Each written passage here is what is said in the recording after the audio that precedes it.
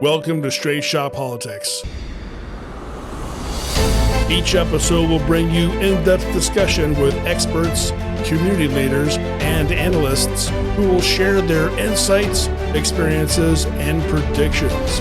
From local elections to global diplomacy, we'll provide you with the tools and perspectives you'll need to navigate today's real-world landscape.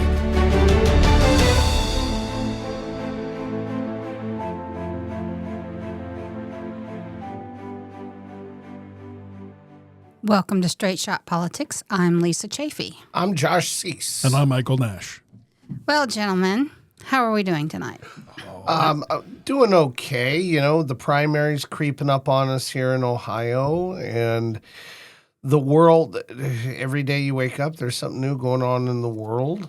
And unfortunately, I'm not a millionaire yet. Yeah, I keep waking up every morning, checking my bank account, Right. and I am not a millionaire. We're not millionaires yet. Every day's a holiday, every meal's a banquet, but, So what are you going to do? we have a lot going on locally here in Ohio, especially in our own neck of the woods. Drama! That's an understatement. It's blowing my mind. So It's an episode of Mean Girls. It's like watching Mean Girls or something. And what really has me upset about this whole situation in Delaware County with the Republican Party is it's making the rest of us look really, really bad.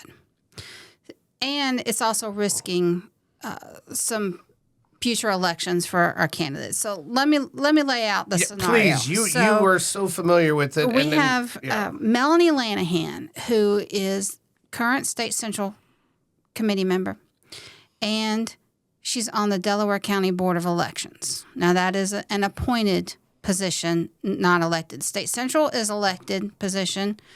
Board of Elections is not. That's appointed, and it's paid. So Melanie has an opponent for State Central Committee by the name of Rebecca Norris.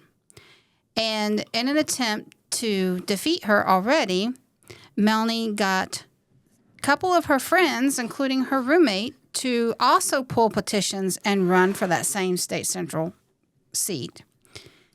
Now, as a member of the Board of Elections, February 4th, all petitions were turned in. Petitions are, I had to fill my own out as for Central Committee. They're very detailed. One little mistake, and it will invalidate your petition. So apparently Rebecca put the wrong date. Now, backstory, this happened with another candidate in Delaware within the last year or so, and that person was allowed to stay on the ballot. So they first approve Rebecca's petition, and then they take a second look at it, and they vote to remove her from the ballot. Now, here's Melanie Lanahan is the opponent voting to remove her own opponent from the ballot. That is a slight conflict of interest. Exactly. So Rebecca files a claim to have it reheard, and the 4 board members vote again to remove her this time. It's now gone to the Secretary of State's office. They've allowed her to stay on the ballot. It's her error was called a Scribner's error. It was just a date, a numerical number. So on top of all that, Melanie's residency is being challenged. She owns a home in South Carolina. Her daughter's a student down there. Now she's arguing, I'm paying out-of-state tuition from my daughter. Last week, her roommate added Melanie's name to the deed of her house. Huh. I'll just say this. If, as an adult, I find that situation bizarre. It's very bizarre. I find it, if I own a home and I'm not married to this person, this person isn't my spouse, we're not common law, anything. Mm-hmm. I am nobody's going to be on the deed to my house but and no me. money changed hands. No money changed hands. It's all very suspicious. And Yeah. and not only that, but here's another piece of the puzzle. So Kathy was arrested not that long ago for, I think, her second DUI. There was a gun found in the car, which is a no-no. And Melanie pushed for, and Melanie and her circle of friends, the Central Committee there in Delaware County to not endorse the incumbent, Senator Andrew Brenner and Representative Beth Lear. Yeah, we actually talked to Andy about that. Yes, we did. A few episodes ago. Yes, we did. So they have violated, that executive committee has violated their own bylaws on things that they've done. They sent a letter to the state, Alex T., chairman of ORP, not to asking them not to endorse in that race when they should have had the entire body of Central Committee vote to do that. There's just a lot of crazy stuff. There's so much division in Delaware County, largely led by Melanie Lanahan. In her own words, has said to me, I want to make sure the most conservative person gets elected. Listen, let me put this delicately. I don't want to get anybody in trouble. I've, for years, ran in some social circles up in Powell. Okay. Now, I'm not I'm not like when it's social. No, I don't belong to Kinsale or anything like that. What I'm saying is, I've been in some people's houses. I've met some people. I know the Powell kind of Liberty Township. I'm very familiar with that area. Okay. I'm very familiar with those people up there. This doesn't surprise me just because I've found a lot of things that go on in that area to be very high schoolish, cliquish. Yeah, it's very cliquish is the best way to describe it. Like, I'm not kidding. Like that movie Mean Girls. Yeah, it that's honestly what it feels like that. I don't know Melanie personally. I have bumped into her. Just maybe I don't even think introduced myself. Just was at a Republican event she was at. That's the extent of it. But I will just say, without knowing,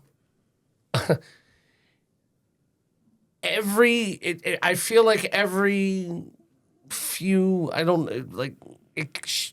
This is the third or fourth time now her name has been involved in something that has been considered controversial, or has feels like there's almost like spends more time bitching and arguing with fellow Republicans than going after Democrats. Yeah, it's a pattern there. Is all I'm saying, and I don't, and she would be more than welcome to rebut any of this, but it just seems like I don't understand why that name, you look at that name in Delaware County, and especially in that Liberty Township or, Olentangy kind of area there, this is at least 3 or 4 times now that there's been some issue going on up there that has caused some infighting. And I don't understand that. I don't understand why.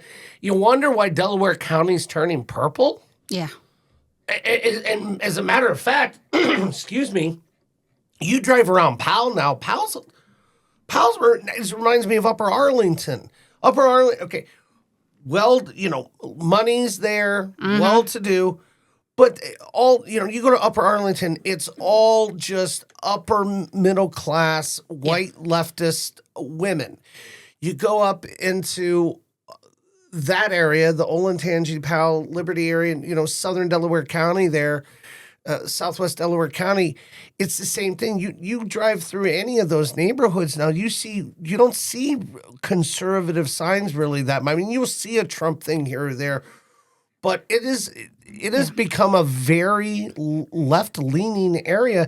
And then the shenanigans they've been pulling with the gender bullshit, I'll just say it, at Olentangy schools, because I've got multiple friends with kids in Olentangy schools, and the principals and the administration from the top down, they buy into that DEI transgender nonsense, and then so when all of that is going on, as you're watching Delaware County slowly slip away, why are we spending so much time with the infighting and the bickering? All of our time and energy, you're focusing on like crossfire. It's like Old time. Mike, help me out here. When you would have the infantries just line up and you would just stand there in a row and just, all right, ready, aim, fire, boom. Okay. Yeah. Anybody who's not dead now, you return fire, boom. Well, We talk like when British, the old time British would Yeah, fight. the old time, like the old time. There are rules to war, gentlemen. And, okay. You stand there in a line, and everyone would. yeah. So, but we're spending all of our time doing that.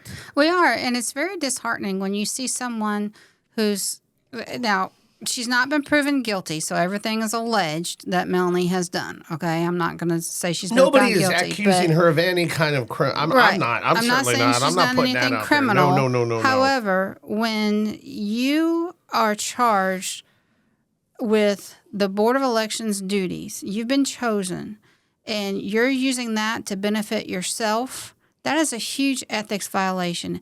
And when we keep seeing not just her, but Republicans in general, we see candidates, elected officials committing ethics violations, it drives people away.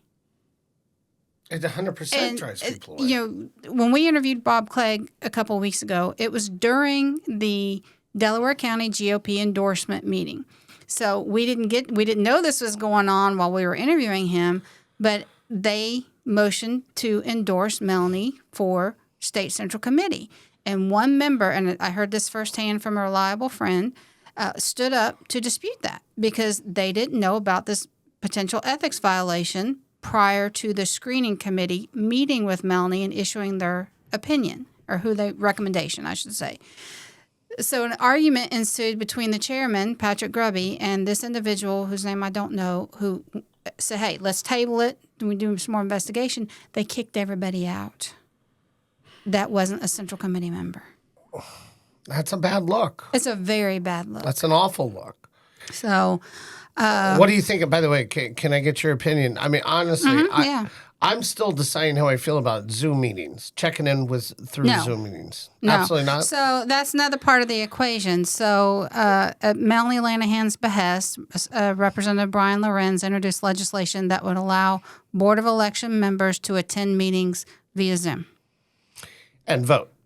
And that would be a binding resolution. That would be a binding vote. Yep, it would be a binding vote, and that goes to her, her residency issue. Which, by the way, that's going to the Supreme Court if they agree to hear it. The challenge of her residency. Now, the problem with that is we don't have a litmus test for residency built into our state law. So I don't know if that's going to pan out or not. But I do know she's missed 30% of the board meetings since she's taken that seat.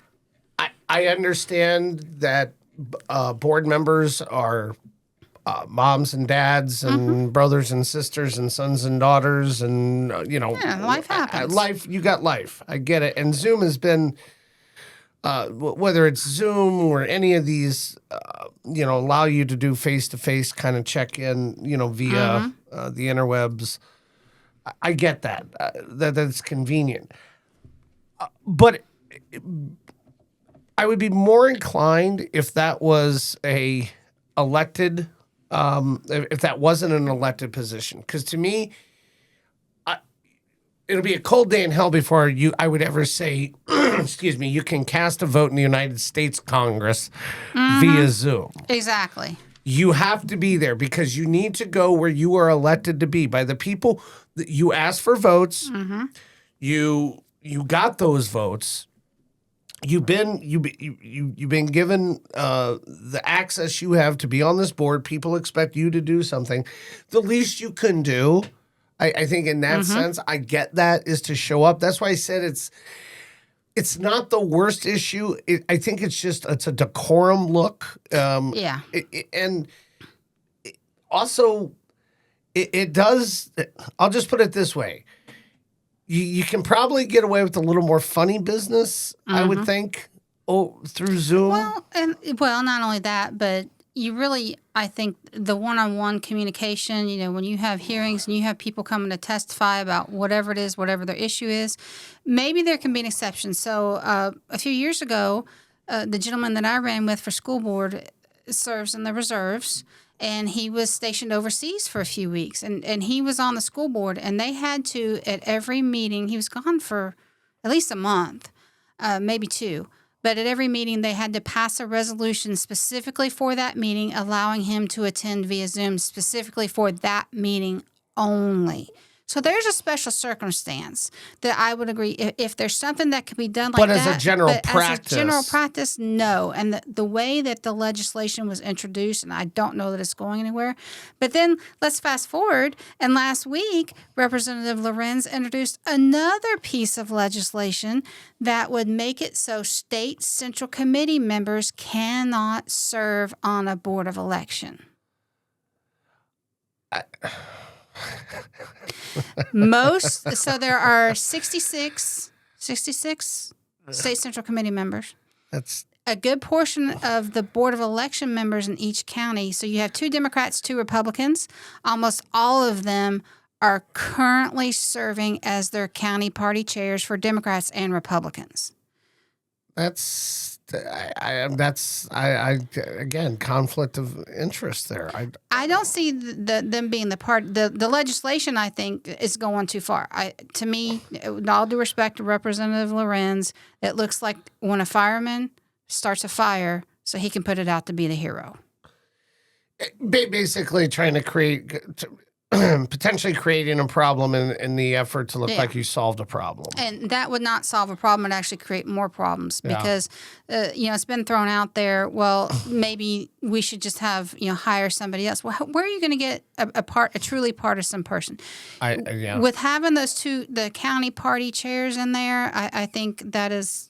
that's a whole nother argument, a discussion, honestly. And I didn't want to spend our whole time on talking about Delaware, but... There's more to come. Grab your bowl of popcorn and keep I just want everyone to get along and get it together and just get on the same page. This is too big of an election. We need unity. We need true unity. And that kind of transitions us into where we're at now because it's going to take – listen, as we sit here as the recording of this podcast and when you're hearing it, right now November is not looking good for – conservatives. Now, part of that is the natural cycle of a president historically always seems to, his party gets their ass kicked in the midterm elections. Yeah. I remember when it happened to George W. Bush. All the way back in like 2002, they, even after 9/11, this kind of stuff happened. Historically, that's just been the way it goes. So there's a little bit of factor in that, but then I think it's the 800-pound gorilla in the room. Mm-hmm. Right now, Donald Trump is not popular nationwide. And people say, well, don't believe all the polls. Listen, he's got a big problem. Mm-hmm. It's called, we're going to have we got $4 gas. Mm-hmm. It's $6 a pound for 80-20 ground chuck at the grocery store. People don't have an appetite for this war with Iran. There's a lot going on that I think is concerning, that I think is going to weigh down, I think, GOP chances in the midterms. Well, I think a lot of people honestly don't understand why this happened with Iran right now. Of course, the media is portraying it as, no, there was no imminent threat. Well, yes, there was an imminent threat. So granted, do I think the United States should be sticking our nose in how other countries are run? No, that's not what's happening here. So they were developing nukes. I do not think this is a WMD from George Bush kind of situation. But in the long run, we don't want China getting in there into Iran, and we need to protect the United States. Now, for the short term, yes, it's hurting us at the gas pump. It's hurting us still at the grocery store. But Iran, we needed to take that regime down. See. This is an issue. There's a lot of gray area for me. Yeah. The counterterrorism. Joe Kent resigned as of this recording. He would have resigned yesterday. Right. So, and he says Iran wasn't a threat. Now, if you know anything about Joe Kent's political career, that guy is, he's a complex, he's an interesting cat, okay? So, take from that what you will. What it boils down to, and what I'm kind of referring to when Trump has a real, it's not an Iran problem. Let's look what's going on within the party. He's got an Israel problem. Israel has become a divisive issue within the conservative caucus of our political movement. Yes. And it optically, it looks like he just does what Bibi Netanyahu wants. And then when you have the counterterrorism chief resigning, saying that we only attacked Iran due to pressure from Israel, I think that's a legitimate conversation we have to have. I don't think we can shy away from it and go, oh, you're just an anti-Semite if you don't. That's bull crap. I don't, you're, because I don't support everything the government of Israel does not make me an anti-Semite. Exactly. So, but it's a tough question because you have to ask, what why now? And if you know, there's a theory out there that Trump got duped into believing that Israel told him, hey, they're the most vulnerable, weakest they've ever been. I don't know what are we in deep into our third? I think tomorrow will be week 4 of this thing, right? Yeah, roughly, yeah. Week 4 of the war? Mm-hmm. I don't know how many more weeks they thought it was going to go on. Now, what was it the other day? Trump said, when will the war in Iran be over? When I feel in my bones. Listen, I voted for the guy 3 times, but what the hell kind of an answer is that? Yeah. And there's so much stuff that they can't tell us. I spoke with a gentleman who is part of the National Security Council, and he even said, if this goes the way Trump hopes it will, we will have no problem come November. But if it doesn't, and it's a flop, then, yeah, we're screwed. There's so much stuff going into all this. Like you said, the Israel factor. I think the protests in Iran that started in January, the people rising up, had that not happened, we would not be attacking Iran right now. I think that is the soul of I think that's the sole catalyst of that. I really think that was the catalyst, that it just kind of, Trump saw an opportunity. Yeah. And if it gets done correctly, and I personally think we should be sending those people weapons to help defend themselves because they're getting slaughtered. Just yesterday, Iran's murdered a 19-year-old world wrestling champion because he participated in the protests in January. So there's so many nuances to all this, but in the long run, we benefit.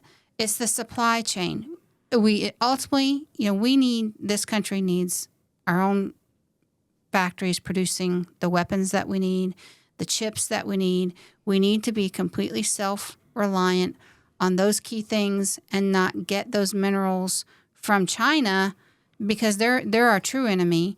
And imagine we go to China and say, hey, we need this mineral to make our chips. How do we know that those minerals not corrupted? There is there is definitely some strategic viability to the idea that you take out Venezuela, and I think I brought this up before, but you take out you not take out Venezuela, but you remove Maduro, you get the Venezuelan oil flowing again, and you prevent them from distributing so much to their number one importer of oil, which was China. Mm-hmm. The number one importer of Iranian oil was China. Mm-hmm. Okay, so you see that, and you are right. I think everything Trump does has China in mind because listen, Russia's so bogged down in that thing with Ukraine. And by the way, I don't see any. Where's the Ukrainian flags anymore? I don't see anybody on social media. That was so last week, That's not the new. That's not the hip cause this week. No, it is isn't. it? No, the whole Iranian thing and the whole other thing is this week. So yeah, there's always a new thing. Right. Okay, so nobody's heard from Zelensky and God knows when. It's been a minute. Yeah. So, Russia's not, Russia's definitely a player. But I think everything Trump does, he does with China in mind because we are hanging on by a thread being the world's economic superpower. Yeah. Okay? It is not inconceivable that easily within my children's lifetime, but even within mine or ours, to watch us go from the economic superpower to number 2 behind China, which is why I don't know. There was a bill in Ohio, and I don't know whatever happened to it, but that would prevent any company from China from buying farmland within the state of Ohio. Yeah, I think that's still in committee. Is it still in committee? I think so. Yeah. I don't think they voted on it yet. They're trying to sell as much farmland as they can while that's still in committee, probably. Probably. Well, no, I guarantee you there are people trying to get as many deals close as they can. Yeah. Oh, But yeah. if you oppose that, you're a racist, right? Right. No, China owns a staggering amount of millions and millions of acres out in the West. Yeah. Yeah. And what is that? I mean, and you look at it, by the way, what was it? There's a picture somewhere in Nevada, and it's not, Area 51, it's not Groom Lake, but there's another Air Force base out there. And it's like, you look at who owns the property around it. It's the United States Air Force Base surrounded by Chinese-owned American land. Yeah. What in the world are we living in here, Yeah, right? it's crazy. I mean, I get that culturally the melting pot we are. Yeah. Okay, that's really. My own grandfather came from Italy. I think that's wonderful, but this is going too far. I mean, we're in a war. Granted, not boots on the ground, not shooting each other, but we are in a war with China because they want to be the number 1 power in the world. Of course, they're stealing all of our stuff, and they mass produce it and everything. But so that's one thing that conservatives are down on. This whole, and God rest the 13 soldiers who died in Iran serving our great country. I think hopefully it will come to an end soon. So that's one thing. If this doesn't go well, this is going to hurt us as Republicans in November. What other issue? So Kristi Noem, DHS, ICE. That was a bad hire. I knew you were going to do that. I love it. I don't care. I'll still always take that. What I don't understand is if she did such a bad job, and it's obvious, spending $200 million some odd dollars on a stupid commercial. Right. Why move her to another department? I think she was a loyal soldier. I think you don't just up and fire and say, That's fair. she was the dumbest, stupid, most horrible person I've ever known. You don't do that. I think she thought she was bigger than the job she was sworn to do. She really liked to be out there. I listen, she's a beautiful woman, and who the hell am I how to tell a woman to dress or look or how much makeup to put on? It's none of my business. I'm a male pig if I say anything. But, showing up at the border like all in a $1,000 cowboy hat, designer boots and jeans and makeup and hair done perfect and like out there getting her picture. Optically, it just looked like she was all about her. But she was a loyal soldier to Trump. She stood by him. She never, I mean, even in times when she could have, she didn't. I think that was Trump's polite way of saying, okay, you're done. You're not. Let's call it a day. Let's call it a day. I'm going to, quote, move you to this. I guarantee you she's done this much work since she's been moved there. So what do you think about her replacement, Senator Mullins? I'll tell you this. He could open up a can of whoop ass on me if he wanted. That guy is a bad dude, former MMA fighter. Yeah, and he almost did in a hearing. Well, yeah, we saw the footage. Which, ironically, that was with that union leader that he got. They made up, and the union leader was sitting behind him the other day at the hearing. supporting him. supporting Mullen. And then did you see the interaction between Mullins and Rand Paul? Yeah, and I don't know what happened to Rand Paul. I used to be a big Rand Paul fan. I think this is why people had issues with his dad. He kind of has this, I respect his libertarianism streak, but at the same time, he is very petty. I find him to be a very petty senator. I thought bringing that situation up during that hearing is completely unrelated. You shouldn't judge somebody by their worst moment, by one mistake. He admitted what he said that day, and what happened was Rand Paul was attacked by his next-door neighbor and got the crap beat out of him. And I guess Mullins had made a statement, I'm paraphrasing, that he understood why the neighbor beat the crap out of him. Yeah, and never apologized to that Rand. That was a low-class statement. I think that was a low-class statement. Again, sometimes these politicians need to learn when to not speak. But I think, from what I can tell, he's going to do a good job. I think he'll get through. He's going to get through. He's got Fetterman's already going to vote for him. Well, that's what I was fixing to say. Can we just adopt John Fetterman? Can we just have John Fetterman? Should. I mean, like, John Fetterman is like, he's like almost like my ideal version of He is the only Democrat I think left alive. I would vote for him. I would absolutely vote for Fetterman if he was my senator. I'm really, I was against him. I was really, I wish he would wear suits more often, but he was sitting as a there. guy who wears his hoodies almost every day. I support that. You're on Capitol Hill. I understand he's a United States senator. But you know what? He's true to himself, and I'll give him that.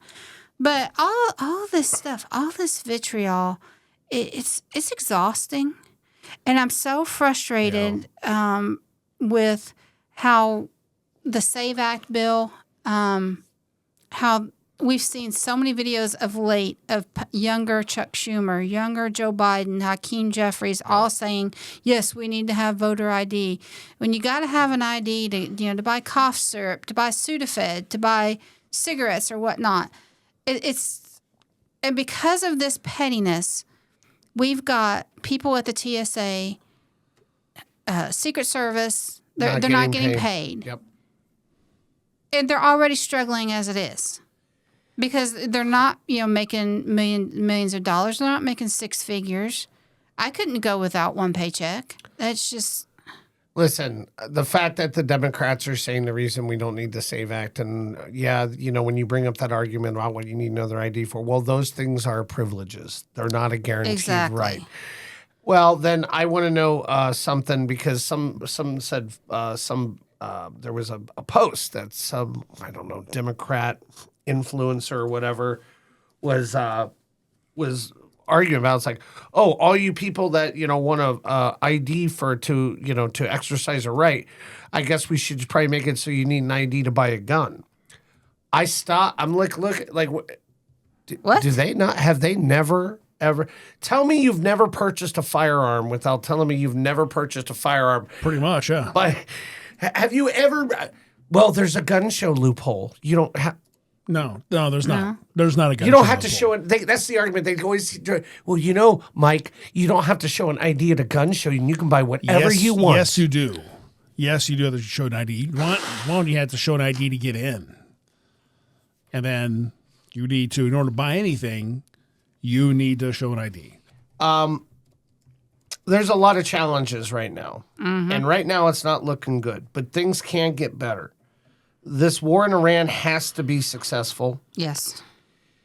I think Trump needs to repair his image a little bit and make sure that, you look at the Tucker Carlsons, the Candace Owens, the Ben Shapiros. There's a civil war going on within the movement. You have former representatives. Look what Marjorie Taylor Greene now has turned on him. You have former people who came out and said, MAGA's dead, and Trump killed it, and that kind of thing. All I'm saying is this is not an anti-Donald Trump anything. I'm just saying we have to have honest conversations with ourselves. and like the crap that's going on in Delaware and the crap that's even going on nationally, if we do not come up with a solidified, unified message that we are all on the same page for, yes, the Democrats will win over 300 House seats. They will probably take back the Senate.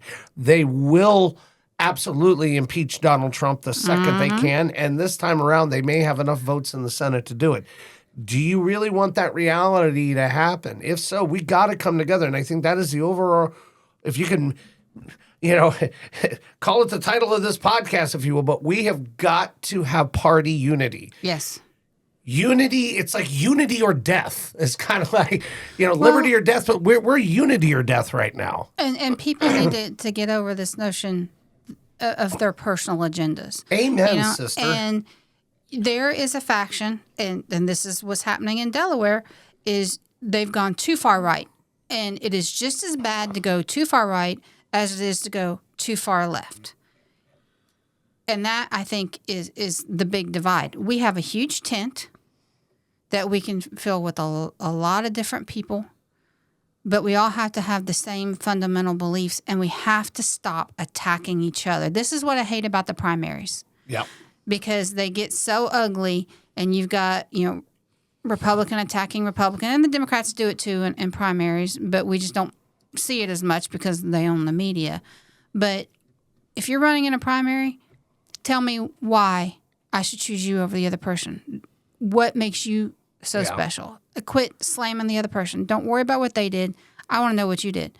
But at the same time, the party as a whole, we need to work on our messaging, and we need to root out the corruption. And amen.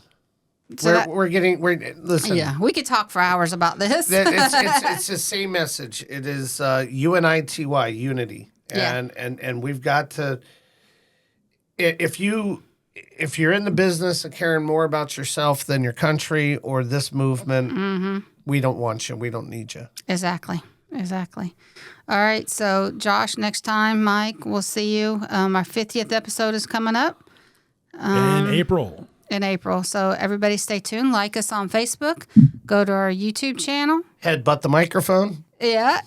Share it. Share it with your friends. And, reach out to us. If there's a guest leave or a topic, leave a comment, and we'll do that. Absolutely. This has been Straight Shot Politics.